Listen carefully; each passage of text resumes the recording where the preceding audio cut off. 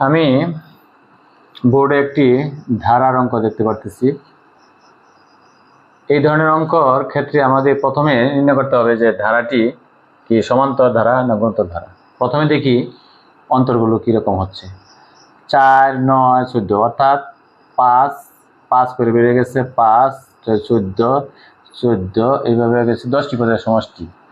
এখন এটা যেহেতু সমান্তর ধারা, আমাদের সমষ্টির সূত্র বের করতে হবে। এই সূত্রটা হচ্ছে আমরা জানি যে s = n/2 2a + n-1 × d।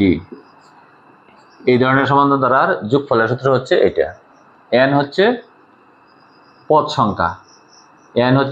সংখ্যা, আর a হলো প্রথম পদ, আর d হচ্ছে সাধারণ অন্তর।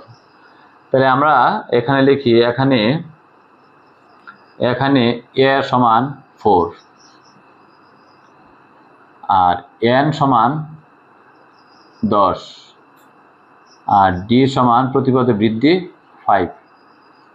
সুতরাং আমরা এই সূত্রটাতে বসায় দিই। সুতরাং s = n/2 অর্থাৎ 10/2 সেকেন্ড ব্র্যাকেট 2 * এর মান হচ্ছে 4 প্লাস n কত, n হচ্ছে 10, 10 - 1, d এর মান হচ্ছে 5 সেকেন্ড ব্র্যাকেট ক্লোজ।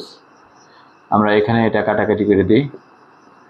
5 4 × 2 = 8 প্লাস এখানে 9 × 5, 5 × 5 × 45 আর 8 = 53, 3 × 15 5 1 5 5 25 আর 1 26, 265, যেটা খ নম্বর অপশন রয়েছে।